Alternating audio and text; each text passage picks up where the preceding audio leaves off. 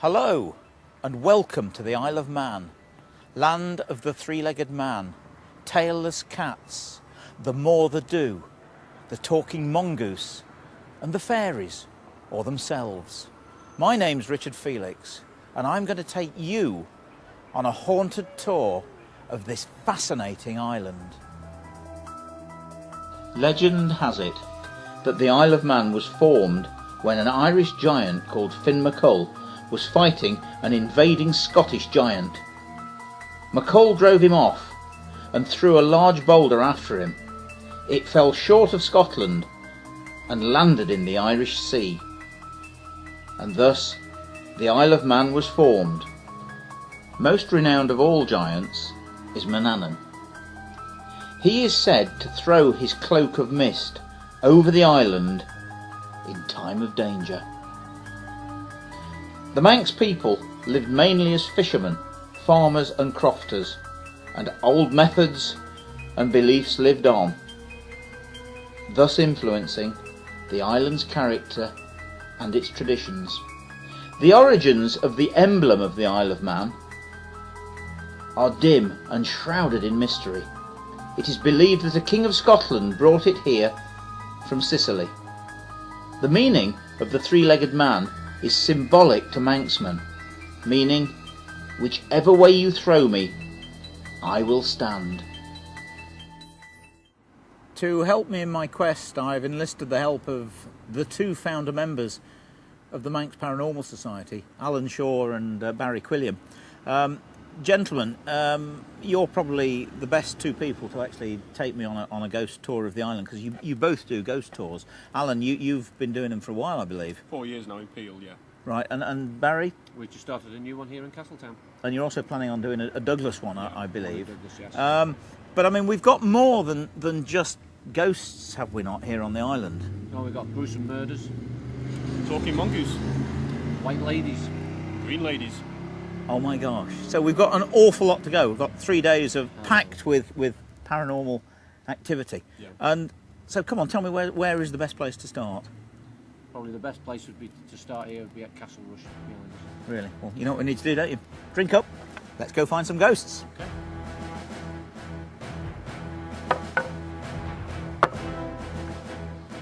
Situated at the heart of the ancient capital, Castletown, this impressive limestone fortress was the seat of the former kings and lords of Man, the castle's oldest part dating back to the time of Magnus, last Norse king of Man, who died here in the castle in 1265. We're inside the castle, main entrance here. Ghost story? Yes, the woman in black. She's often seen on wet, stormy nights. When this was garrisoned by soldiers, they would actually guard this area here. And on wet, like I say, on wet, stormy nights, she would actually appear walking down this corridor and through out into the street. She's also been seen out in the street. But the main one was about 20 years ago, when a member of staff had locked up the castle and was actually coming out here. Now, he thought a member of the public had actually been locked in, and he went to say to her, "Hey love, you want to get out of the wet and the rain," when she disappeared through those doors. The only thing was, the doors were locked. Oh boy, that's a nice start. A nice start to a very haunted castle. Great. Now Barry, we're actually on the highest part of Castle Rushen. It's a bit windy up here, and we can see the whole of the island from up here. But there are ghosts associated with this part of the castle. You've got more than one ghostly lady, haven't you, for a start? Yes, well, of course, we've got the White Lady who haunts Castle Rushen, one of the most famous ghosts of them all. She's often seen down in the dungeon near the entrance area. Yep. We also have the woman in black.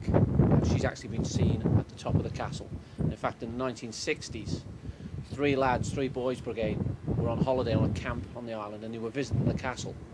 They came up here and actually seen this woman stood here with like a Victorian dress on, with what they described as dark hands.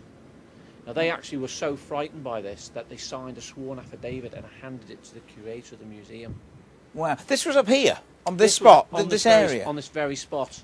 And in fact, during the Second World War, this obviously was a medieval outpost and an observation point, was perfect for the home guard. Of course. Now, the story that I was told that they used to put 2 guards up here and looking for Nazi paratroopers, and one of the home guardsmen, left his rifle downstairs, and he would not go downstairs to get his rifle on his own. He was that frightened of the story of the White Lady. Wasn't frightened of the Nazis, but the White Lady was a different matter. Crikey. Now, also, obviously, we can see for a long way. Over there is the area where they used to hang them outside the castle. They used to take them in a cart and then sort of string them up. But that area's, well, it's obviously reclaimed land, but there's something else on it now, is there, of some sort? Yeah, it's the timber yard, Qualtro's timber yard that's there now, but it was referred to as the lake. And right. This is where the public hangings would happen outside of Castle Rushen. And of course, to quote the Victorians, they would get a vast concourse of people that turned up. Sorry. Yes, there is actually a case of a double hanging of 2 lovers that were executed there. 7,000 people came to witness the execution. Wow. Because it was such a heinous crime at the time. But of course, later they brought them inside, because this was a prison as well, wasn't it? Yes, it was a prison, especially during Victorian times. Yeah. Right up to the early 1890s, before they were transferred into a brand new purpose-built prison in Douglas, Victoria Road. Barry, we're in the prison chapel. Are there any ghosts or anything around this area? Not in the chapel, but just down below us, there are dark shadows seen. What, the floor below? In the floor below. Right, because I mean, I don't know whether you realise this, but in this chapel, the condemned person's service would be preached before an execution, but to humiliate the poor condemned person or people, they had to actually kneel in front of the altar, in front of an upright open coffin. This was the coffin they'd actually made for themselves in the prison the week before their execution. But apparently you have something even better in here. You have a special item that is peculiar, as far as I know, to the Isle of Man, for executions. Yes, the hangman's belt. Right, and why is it different to anybody else's belt? Well, most prisoners, when they're going to be executed, would be pinioned in a way with a single strap or with rope, either in front or behind them. This was actually like a body belt with 2 mitts, basically like a pair of gloves. The belt would be put round them and tied at the front. The prisoner's hand would be put behind him into one glove, then the other glove, and a strap. So they would literally they were like hangman's mittens, basically. Grief. Something probably unique to the Isle of Man. Just a bit, and you've got, well, one here actually preserved in the glass case. That's just correct. behind Yes, you. we do. Wow. Well, I can't cope with this any longer. So, would you like to take this ball and chain, please? Certainly. Thank you very much. Okay, Barry, now there's rather a large, heavy door here, leading to somewhere I know not where. Don't like the look of it. What's this then? This is actually the room where the condemned cell was in. Oh, wonderful. Dark cell. This room is actually divided into 2. Yep. One room here and another room there. And this was the dark cell. This is where the condemned were kept before their execution. And in fact, the last man to be executed in the Isle of Man, John Kjaush, on the 1st of August 1872, left the dark cell for the last time with William Calcroft, the hangman. Oh, gosh. Went down these steps into the debtor's yard to walk his final steps to the scaffold. Any ghosts? Anything happening here? Strange things have happened in this room. The door mysteriously swings open and shuts on its own accord. And this is a heavy door. It could be the wind or anything like that. Remember, these are old original prison heavy doors. Yeah. These things don't open and shut on their own. Crikey. And also, it's now been converted into a theatre. Yeah. The electrics have a tendency of coming on or off. There are some strange goings on in this room. Really? And this staircase here. Yes. This is obviously there's a tunnel or something that leads through to the debtor's yard. Yes. This has now been bricked up. Right. Originally, the steps would go right the way out into the debtor's yard. And this is where they took their final journey. Down there, through to an appointment with the hangman. Yes. With William Calcroft. And you can go through and have a look. Can we go and see where the gallows were? Yes, we can. Shall we do that? We will. Go on. But not that way. Not this way. We'll go this way. Go on then.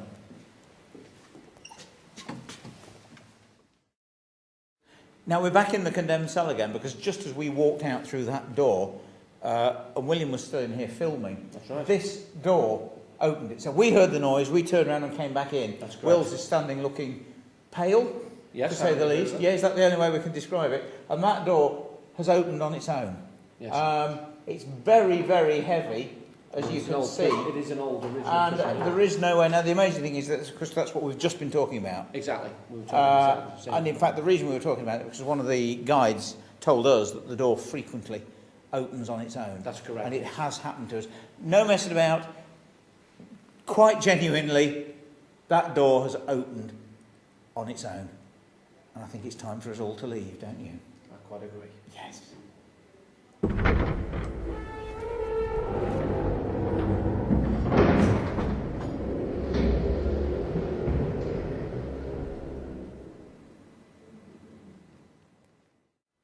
Barry, we've arrived in the debtor's yard. Now, someone died on this spot.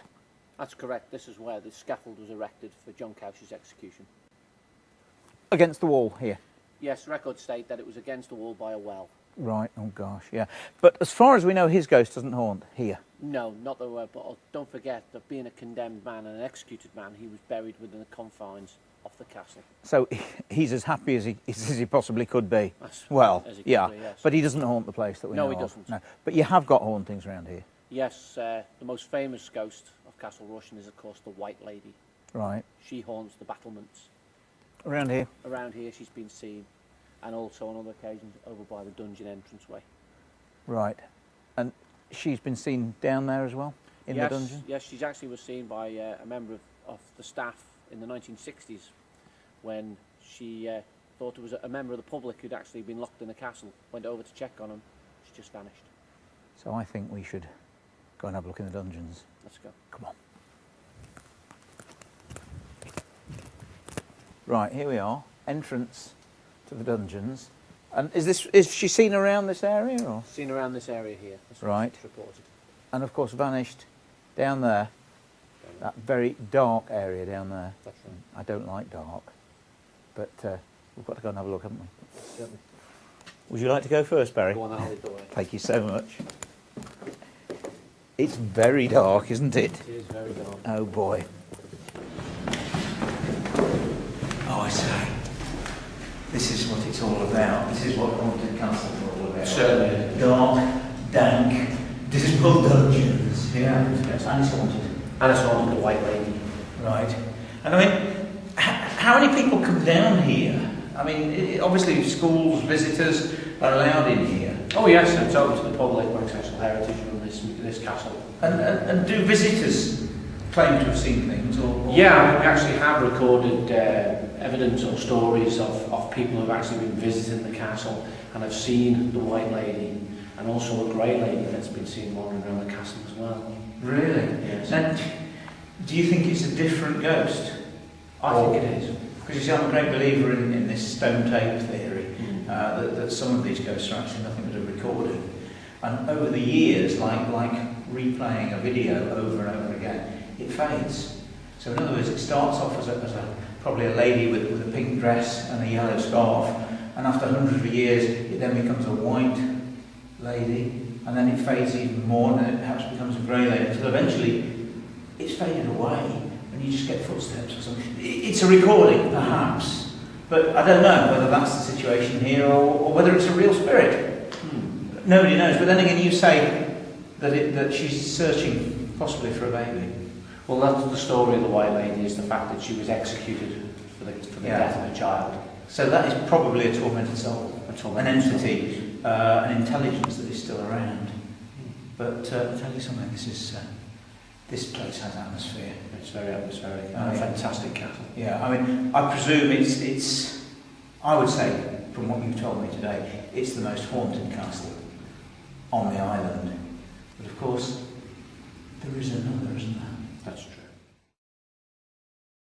Now, Peter, you're not only employed by the castle, but you're dressed as somebody else today. I'm a humble peasant of the 1500s. But the thing is that you've actually seen ghosts here, and you've had experiences in this very room. I have quite a few. Can you tell us a little bit about them? Yes. About 5 years ago, I had a group of people in the room. I was explaining about all the things on the table, all the sweetmeats, what the recipes involved, and all of a sudden there was a rattling of chains against the wall, just there. Everybody heard it, not just me. I said to the visitors, excuse me a moment, walked round the table, lifted the hanging away from the wall, expecting to see a chain. There was nothing. At the end of the room, behind the drape there is a door. Went out there, no sound out there whatsoever. The noise was still in the room, but fainter. Then it stopped. When I came back to the table, I said to all the visitors around the table, I'm sorry, it must be our resident ghost. And from the eye contact I've got of some, they thought I got a pedal under the table, pressed the pedal, rattled the chain. It was part of the act. I'm afraid it wasn't. There was no pedal, the noise was there. Went home, wondering about this, whatever it could be.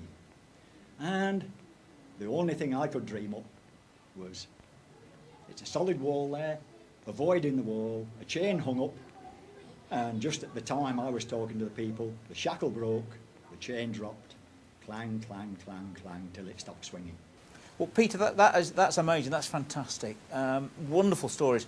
We'll let you get off now because obviously your children are waiting for you.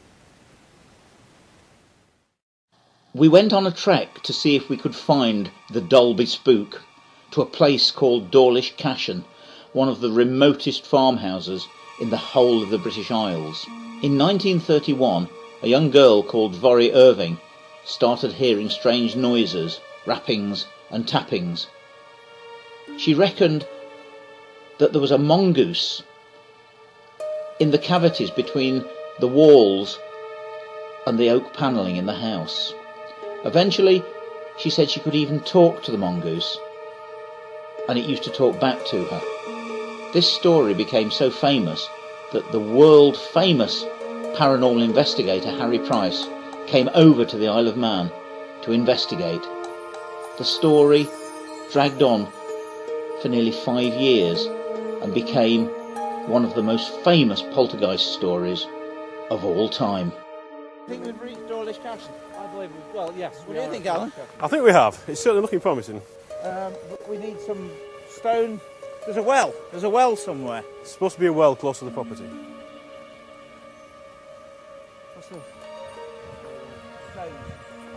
More stones.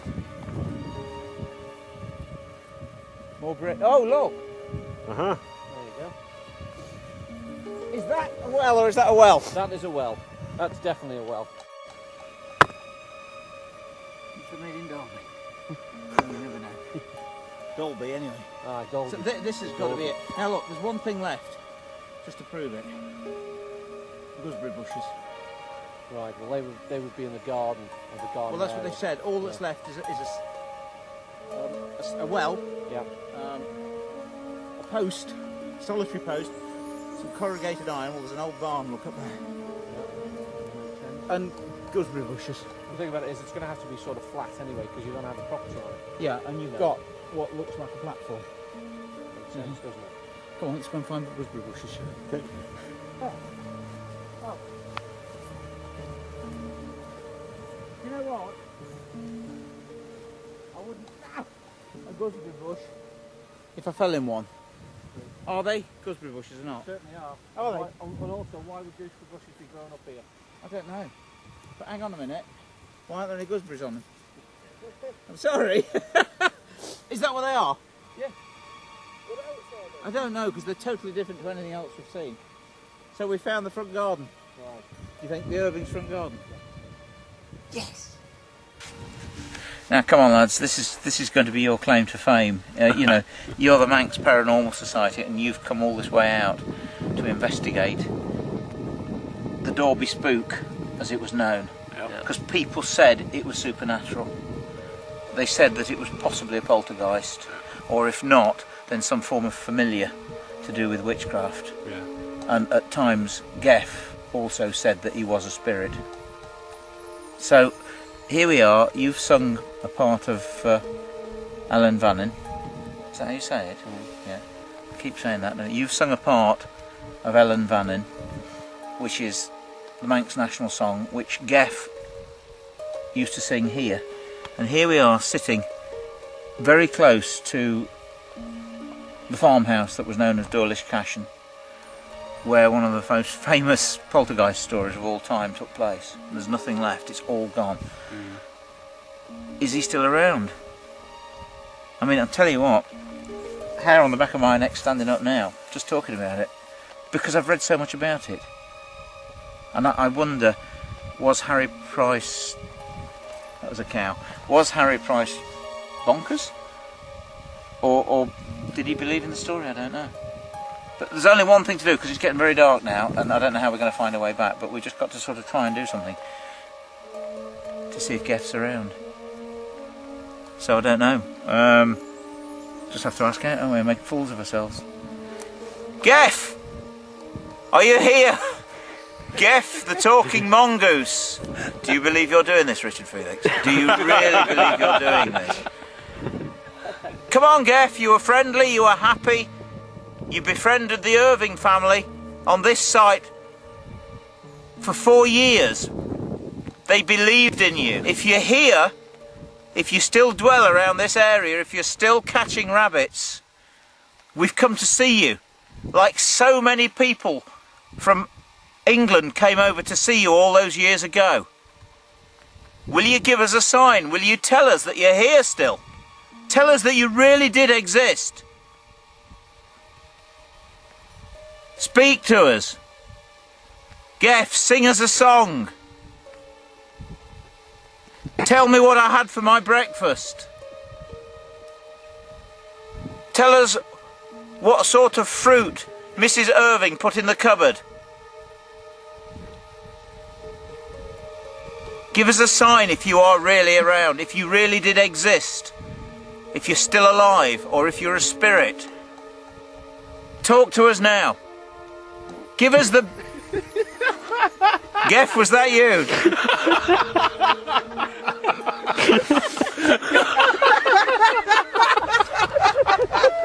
There's another bit for the outtakes, folks. Gef had beans for breakfast. I gave you a sign. That was not a sign. The old wind's getting up.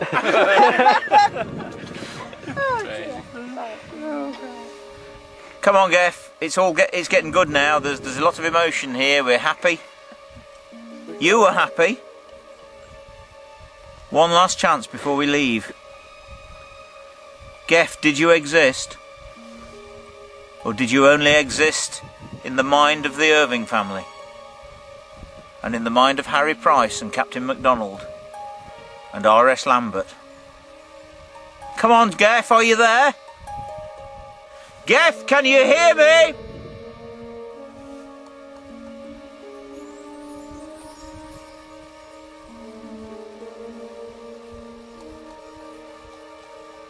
I think the jury's still out, gentlemen, at the moment. Looks like it. Certainly is. Back to civilization. If we can find it. Come on then. Now then, Alan, this is a rather windy, bleak spot. This is St Patrick's Isle. We're overlooking Peel, and this is Peel Castle. Now, you feature this, don't you, on your Peel Ghost Walk? Of course. No ghost walk we've been saying without it. It's Peel Castle is home to the most famous ghost in Peel, if not the Isle of Man, the More They Do. Not really a ghost, but a supernatural black dog. Research shows we actually have 6 supernatural black dogs here on the island. But Peel's is by far the worst, reported of the size of a Newfoundland dog with blood-red eyes and very long fangs. This story dates back to 1666. Whether 666, the number of the beast, has anything to do with this, we can only hope yes. But this is when the castle was guarded by a garrison of soldiers. Now, the soldiers' last job at night was to lock up the 2 main entrances which lead into the castle. Easy job to do, should have taken no more than 3 minutes by 1 guard. But 3 guards always used to do this, 3 for they feared them more to do. This dog would materialise at dusk, but it would disappear at dawn. Nobody knew it came from, nobody knew it went to, but it always demanded the utmost of respect. If you went into one of the guards' room when the guards were inside, they'd stop talking, stop drinking, stop smoking, or they would just leave the room. If they went outside, the dog was laid across one of the paths, the soldiers actually walked in the mud. This is how much they feared it. Anyway, one evening, a local soldier by the name of Dew and Quayle decided he was going to show everybody how brave he was by taking this task upon himself. The others tried to talk him out of it, but he refused. As he picked up the keys, he walked out the guard room door, he closed the door behind him. As I said, it should have taken no more than 3 minutes. It was over an hour later before they heard the screams of pain coming from the other side as he closed the guard room door. Wow. And that was actually down there That guard room. That guard room just there.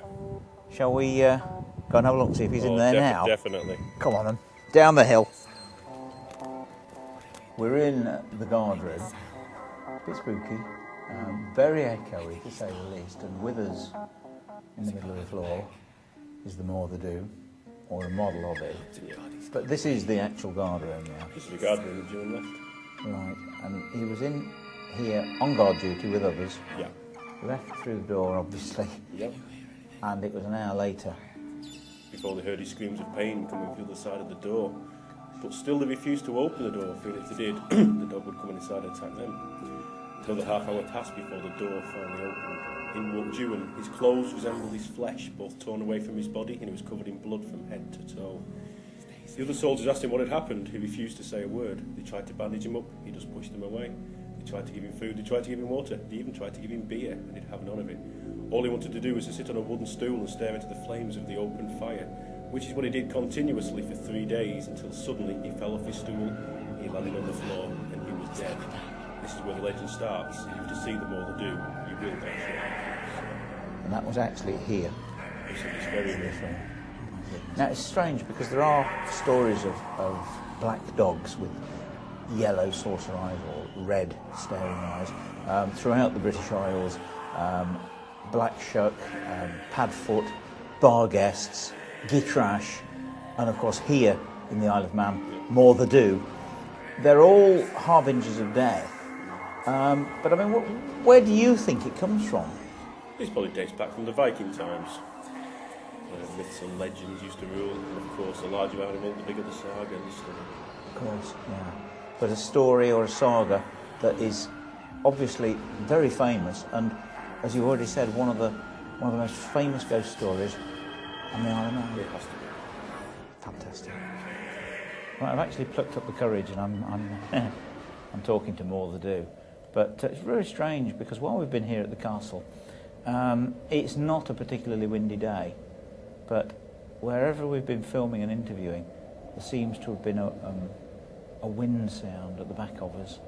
And even in here, this is totally enclosed, there's a sound like the wind in here.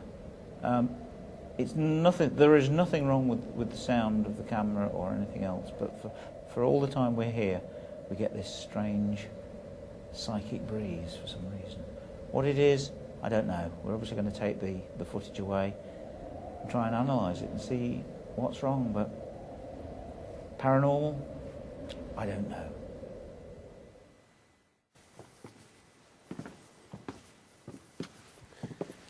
If you'd like to come down here, Richard, I'll take you to the scariest part of the castle. Oh, I see what you mean. My goodness.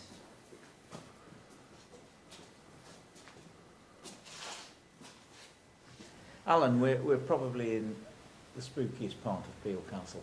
I certainly wouldn't like to be down here on my own. What goes on down here? Well, we're in the crypt of the castle now.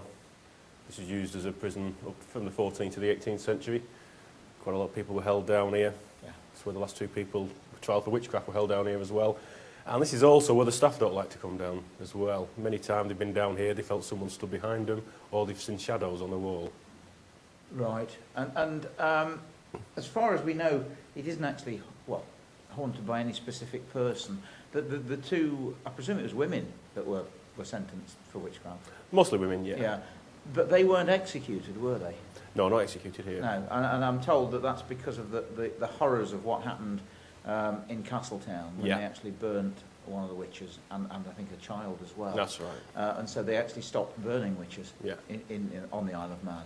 But I mean, you see, I'm a great believer in this stone tape business where this is sandstone. Yeah. And when you think of the terrors and the traumas of people that must have been incarcerated down here, I think that people see and hear echoes from the past that are actually, for want of a better word, recorded into the fabric of the building, into the stone. And I reckon one day we'll probably find a way of unleashing it in exactly the same way as pressing the replay button of your video player. Yeah. I think they'll be able to unleash all the sounds and the traumas that are recorded in a place like this. Well, if it's going to be anywhere, it's going to be the place, because these walls are some 4, 5, 6 foot thick, and we're surrounded by sandstone. Exactly. And as I say, the amount of terror that must still be encapsulated down here from all those poor people that were, you know, incarcerated here for hundreds of years. It must have been the closest form to hell you could get on the earth, I suppose. I would think so, yeah. Roy, you're the curator of the Lease Peel Life Museum. It's situated in the old courtroom. Down below you've actually got the original cells, the dungeons. But what exactly do you do here? What is it all about? Well, the Lease Museum, the Museum of Peel Life, we have many artefacts relating to the maritime history of Peel and articles relating to the Knockalo prison of war camp. Now, during the Second World War, they called them internees.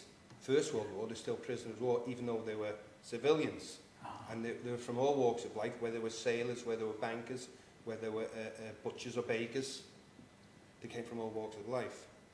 Now, we also have plenty of interest on the bits and pieces we've collected from the police, for instance. Yes, yeah. We have the birch and stool. Mm. All sorts of items, in fact, that to do with the life of Peel. But you've actually also got, well, a very spooky, a ghostly shoe, yeah? Well, this shoe, yes. A man called Keith Crompton, who was renovating the building which is next door to the Lease Museum, which was the bishop's house, or the bishop's residence in Peel. Yes.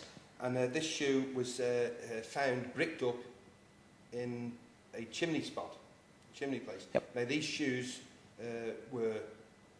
shoes were bricked up in many houses, whether it was a roof space, whether it was a window, whether it was a doorway, whether it was an arch, anywhere that evil or witchcraft could get in. Gotcha. So they put these in. Now, when Keith found the shoe, he sent it off to a museum to be carbon dated. On the internet, found a museum who did this stuff. So he sent this shoe off, and lo and behold, when he received them, there was a pair of shoes. Now this... You're kidding? I'm not kidding at all. This, so as they say, freaked Keith out. I mean, they are the same. They are a pair, aren't they? They are a pair of shoes. Now, whoever had these kept them for a long, long time, because as you look at the holes in them. Look at the holes in them. I say, that is quite amazing. So nobody knows how or why, but one went, two came back. Two came back. Wow. Now tell me, is this place haunted? Well, I'm not too sure if it's haunted. I have a security camera which I set from 12 o'clock until 6. Yes. And when I reset the camera, never again I'll look at it. And I watched the film one particular day. Yes. We have this rocking horse. Yes. Which I'll walk past, and I'll just get to the doorway as I'm walking into my office, and I'll see it move. Now, whether subconsciously I've touched it, I don't know. But occasionally this is what happens. So maybe there is. Well, you see, people always do that. They actually make out that they think they've done it themselves, because the mind can't cope with something supernatural might be moving it. So you convince yourself that you must have bumped into it or touched it with your hand as you've gone by. But the thing is, did you? Yes, did I? Nobody will probably ever know, will they? Nobody will know. Thanks. We're in Peel, in what's reputedly the oldest street on the whole of the Isle of Man. Now, this is one of your many haunts on your Peel Ghost Walk. That's right. We're now in Castle Street, which is the oldest street on the island. It used to be called Big Street about 100 years ago. Since we first started doing the walk, we've been told on 3 occasions by previous owners of a property down this street that they've been woken by icy cold hands trying to strangle them in the middle of the night.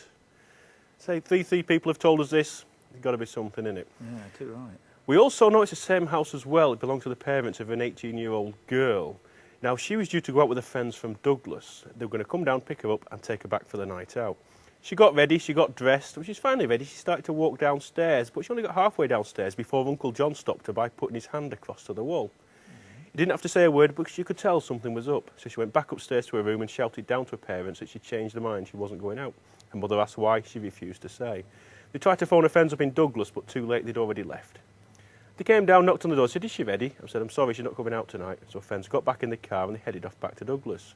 Halfway back to Douglas, around Greba Bridge, there was a wagon coming the other way and it was on the wrong side of the road. But thankfully it saw them almost in time and it only clipped to the side of the car. But it did send the car spinning quite badly into a tree. Now the police said it was a good job no one was sat in the back of this car, because if they had been, they would have been injured, if not killed. Now this is where that girl would have sat if Uncle John hadn't have seen her.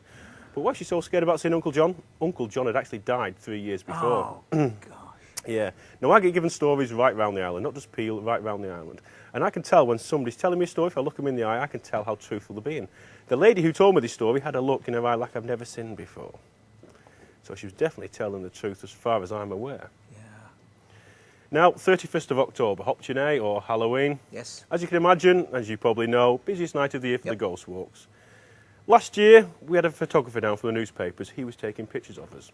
As we'd finished, we started to walk up this street. He said, "I've got to go shortly, but can I have a quick word with you?" I said, "Yes." He said, "I used to rent that house till about 5 years ago. Only rented it for 6 weeks," he said, while our house was being completed. I said, "Did you experience anything in that back room?" He said, "We didn't, but the first 2 nights it was our children's room. But they refused to sleep in there on the 3rd night because they said the naughty ghost children would come and wake them up." He said, "How did the naughty ghost children used to wake your children up?" I said, "I don't know, they're too young at the time to ask you questions like that." So we moved them out of that room. He said, "Anyway, they're 5 years older now. If they're still up when I get back, I'll ask him. If you remember anything, I'll phone you tomorrow." I said, "Oh, thank you." 10:30 the same night my phone goes. He said, "I can't wait to tell you till tomorrow." I said, "Why?" I said, "I saw my children when I got home." "Did you remember the house in Castle Street?" I said, "Yeah." "Did you remember your old bedroom?" I said, "Yes." I said, "Do you remember the naughty ghost children?" At which point his 2 children looked at each other and said, "Yeah, we remember them." I said, "How did the naughty ghost children used to wake you up?" He said, "They would come into our room at night and put their icy cold hands under the sheets and they would touch us all over. Eventually, they get to our necks and try and strangle us." Flipping heck. Oh, I said that. I mean, that's all just come from people that have been on your ghost walks, Yep. or that have got to know you because of ghosts. Because Yep. they know what you And all do. from first-hand experiences. That is absolutely amazing. That's a chiller, and it's a house somewhere. Just down the street. Obviously, we don't want to say where it is No, because of people are living here. It's now. occupied now, yeah. But who knows when you'll get the next report from somebody on one of your ghost walks Yeah. about that house. That is amazing. Fantastic. Alan, thanks very much My indeed. pleasure, Richard. Thank you.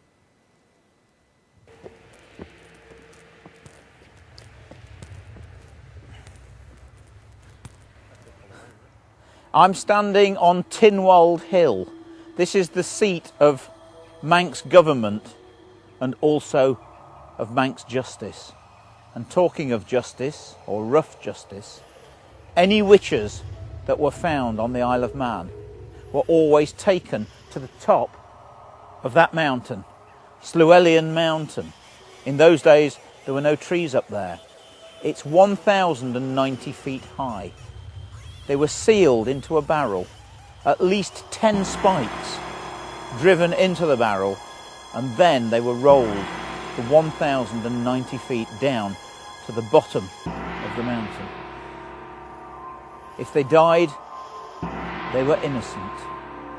If they lived, they were a witch. And they were taken away and either burnt at the stake or hanged. Lesser witches were actually condemned here in the Isle of Man to spend the rest of their days living on that very mountain. I wonder if any of those tormented souls are still on that mountain to this very day.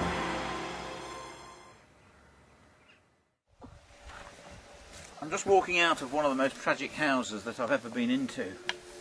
This is a very remote farmhouse at Dawlish Ard. James Killier, his wife and 5 daughters lived here. James Killier and 3 of his daughters died here. Nobody really knows what happened. It was 1868 and James took himself off down to Glen May. He didn't drink, but he seemed to come back drunk, but a very different person. As the weeks went by, he became even more melancholy. His wife was very concerned as to what was wrong with him. And then one day, children were playing outside. He went over to a cabinet and took out his cutthroat razor, which concerned his wife terribly. He was in a very, very strange frame of mind, so she sent one of the daughters, Emily, down to fetch her brother. She went and took the youngest child, who was only 3 months old, out of the cot, and then heard screams coming from outside here in the garden. 2 screams of "Dada, Dada." She rushed outside with the baby to see her husband James throwing his children down the well. Throwing them down the well, which is actually covered up now completely, but it's just over here. I'll just wander over to the site where 4 people died in 1868. His wife rushed over here with the baby still in her arms to try and stop him. He'd already thrown 2 of the children down the well. He wrestled with his wife, screaming to her that they were all going to go together. He pulled the baby out of her arms and threw the baby down, just at the moment when the daughter Emily, who'd been trying to find her uncle, came back. He rushed over, grabbed hold of Emily and threw her down here as well. And he then jumped in on top of them. I'm standing on the top of where the well was. Most tragic sight I think I've ever been to. Emotion's almost too much, it really is. The brother came along and actually went down the rope in the bucket, grabbed one of the girls, came back up the rope and dropped her back down again. And he had to go down a second time to bring her out. He actually brought 3 of the children out, 2 of which lived. The baby was dead, James was dead, and 2 of the other girls were dead as well. I don't know, it's awful to even stand here. No wonder the place is derelict and empty. The following was reported in a local newspaper. An air of solemn, sombre and oppressive silence hangs over the spot. Not a policeman or other officer of the law is yet to be seen. No gaping crowds have penetrated thither to satisfy that craving for the horrible which is inherent in human nature. At the door of the cottage stands a little girl, some 5 years old, who gazes about her with a timid, half-frightened air, as well she may, poor child, having been one of those rescued from such imminent peril of death. And there is another report as well, telling of the scene inside the house. If I dare go in. There sits a woman whose frame is convulsed with the agony of grief, while at a little distance from her are 2 fine little girls, one about 5, the other about 2 years of age.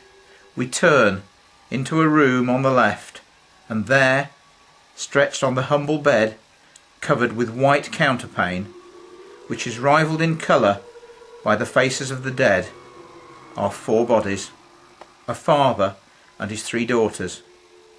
The father is a man of some 33 years, a handsome man. Beside him is his infant daughter Madeline. Next is the elder daughter Selina, nearly 7 years of age. Last, Louisa, about 4 years of age. Hard indeed would be a heart unmoved by such a touching spectacle. I'm sitting in a little churchyard on the main Douglas to Peel road.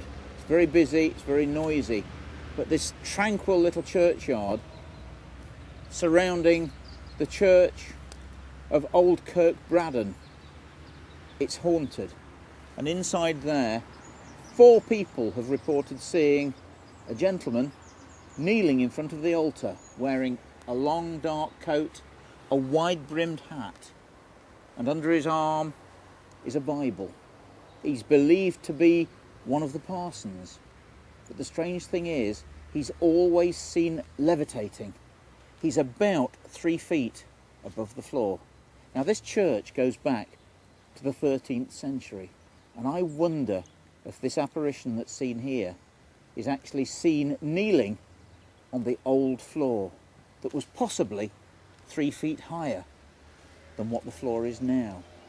But the real reason I'm here is for the gentleman that's next to me, Robert Cooley. He was hanged for sheep stealing on the 5th of June 1818.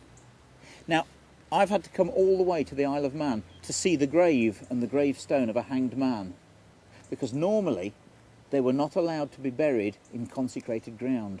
Murderers were either gibbeted or publicly dissected.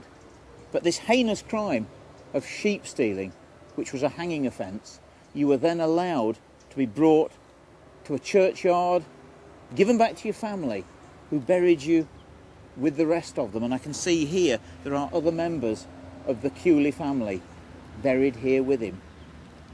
The amazing thing is that legend has it that he actually owned half of that sheep. So I'm actually sitting next to the gravestone of a man who was hanged for stealing half a sheep. I've just popped into the church to have a look and tell you something, it's well worth a visit, not only to see the ghost, but also to see these incredible Celtic and Viking stones that have been found, I presume, around the graveyard. They're now on display. But you can't read the inscription on Robert Cooley's gravestone, but they've got it printed here inside the church. So I'll just read it to you. Sacred to the memory of Robert Cooley of Ballacrint in this parish, who departed this life on the 5th day of June 1818, in the 51st year of his age, far from a world of grief and sin, with God eternally shut in. I'm just chilling out in the Dickens bar at the Castle Mona in Douglas. Whenever I come over to the Isle of Man, I always stay here, and of course there's a very good reason for it. It's haunted. The room I'm in now is haunted by a lady in a green dress. She's seen here in the Dickens bar and also in the ballroom. Nobody knows who she is, but she wanders through these rooms and disappears through the wall. The building was erected by the 4th Duke of Atholl in 1798. He was the governor of the Isle of Man, and he chose this place, this area, as his residence. But for some strange reason, we don't know why, after 30 years he sold it and it became a private residence, until eventually, of course, it became one of the best hotels on the island. It's got other ghosts as well. There's a very strange tunnel that seems to go all the way around the perimeter of the building like a moat. Strange things have happened in there, and the staff don't like to go in there on their own. There's a tower, obviously right at the top of the building. No light bulbs in any of the sockets, but frequently people in the town see a light on, like a beacon, in the top of the tower. But there's no possibility, no light bulbs there at all. Probably the most haunted part of the place, room 212. Haunted by 2 little children, often seen, reported by guests staying here, who sometimes come down and say, "Who are the 2 children that we've seen in the bedroom?" Or, "Could we please move to another room for the next night?" And once a builder staying here for quite a while, had been in there for a few nights, woken in the middle of the night to see these 2 little children standing at the foot of his bed. He's not the sort of person to make up stories. He came straight down to reception and said, "I'd like another room, please."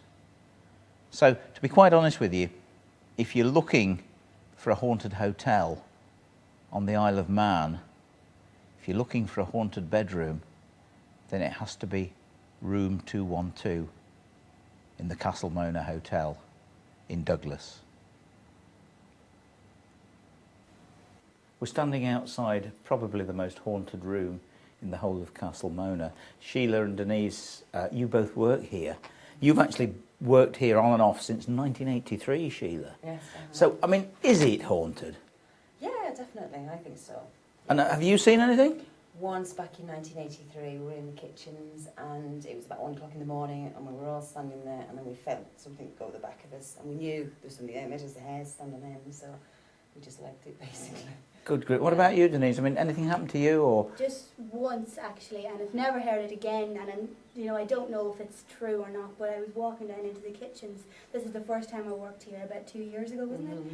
And I heard two kids and they said hi or they said hello, but I thought it was a cat. I made myself believe it was a cat. Everybody does but that. There's no cats down there, like, so I just ran back up the stairs. They convert reality to what the ghostly things they've seen. Yeah. But funnily enough, because it's children, is it not, that haunt in here? Because it's this room here that we had builders staying in the hotel the first year I worked here, and they had to move out because one of the guys, I think his name, I'm not sure what his name was, but he woke up in the middle of the night and there was two kids playing at the bottom of his bed. Yeah. He came back, but he said he came down to reception. It wasn't me that was there. He said, "Get me out of that room. Either get me out of the hotel or get me out of that room." And he would not stay in that room. And none of them will go in near it since. There are, you see. Yeah, that's. What about the grumpy old man? I don't know. Supposedly you're supposed to go in and he's sitting on the chair. That's a different room. In room 17. Right. And he's very arrogant. And when you go in, you've got to take the key out because he'll lock you in. It's never happened to us. And I don't know who it's happened to, but that's the story behind that. Wow. Very, very grumpy, just sits in the chair and he's very nasty.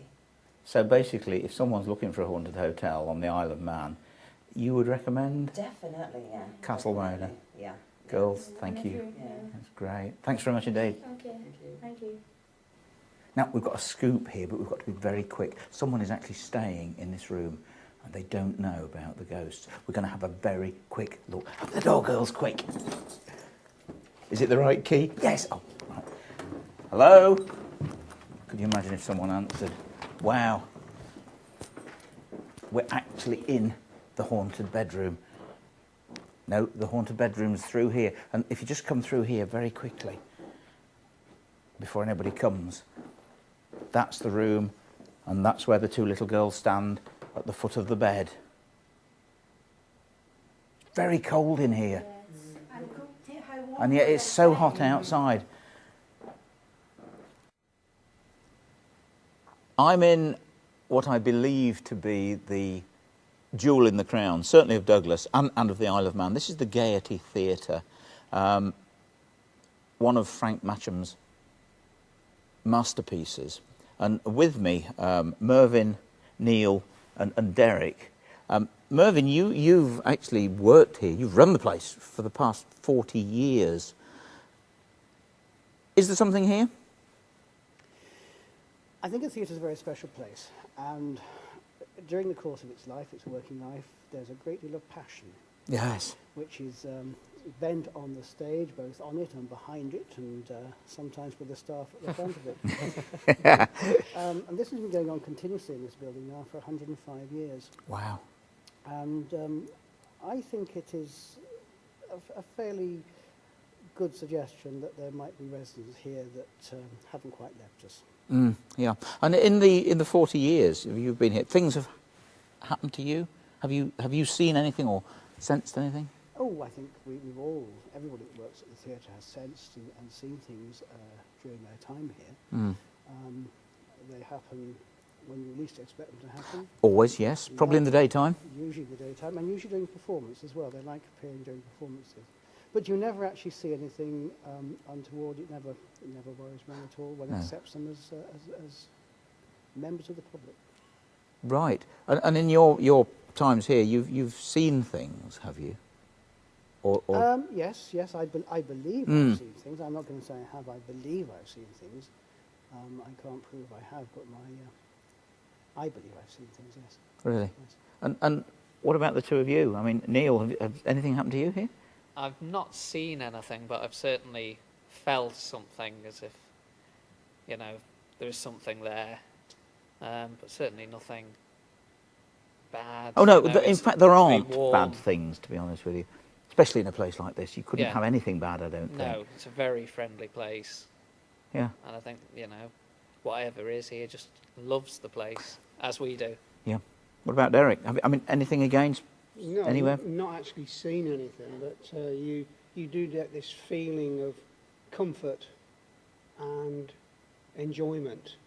And I think this comes, again, as Mervyn has said, what comes off the stage, because it is their joy of giving, and they are still giving, and they're giving to us and anybody else that wishes to take an interest in the theatre. Yeah. And it's very nice to know that you're welcome. I think it's the lovely part of this job, that you can be here on your own and have no worries whatsoever, because Yeah. you know that you're being looked after. That's amazing. That's really nice. Yeah, that's super. So the place is very much still, obviously, a place of entertainment, but some of those people from the past that love this place so much, for some reason, are still here, keeping a watch over you, making sure that everything's running just as smoothly as it always has done. Oh, very much so. Mm. And indeed, in fact, sometimes when people pass over, they actually ask to have the remains buried here. Really? And we have interred one or two people below the stage, so they request their ashes be walled up within the building. So who knows? They probably are still here. That's amazing. Gentlemen, thank you very much indeed. Thank you. Thank Thank you. you. I'm on the Newcastle Town Road and I'm on the Fairy Bridge. Now, the Isle of Man is absolutely steeped in history, in myths and legends. The Irish have the leprechauns, but here they have the fairies, known as themselves. It's essential that whenever you come over this bridge, you have to greet the fairies for good luck. If it's morning, afternoon or evening, you have to respond to them. It's now 12:10, so I have to say, good afternoon, fairies. And I'm hoping that it will bring me good luck while I'm on the island. Perhaps we may find a ghost while we're here. But people that are attending the TT come here and ask for good luck. And in recent times, people have started pinning messages and leaving things behind on the trees here. And I've just pulled one off the tree, and it actually says, "Dear fairies, give my Uncle John luck on Friday on his race at the Manx, and please keep him safe. All my love, Amy."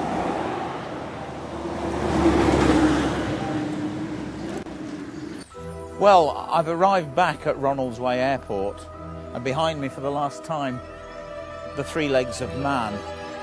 I've had 3 incredible days filming and searching for some of the most marvellous ghost stories that I've ever heard.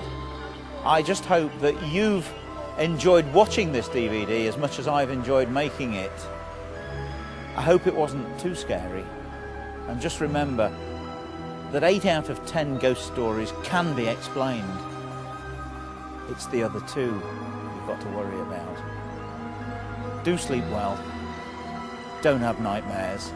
And as the Manx say, Slen lat.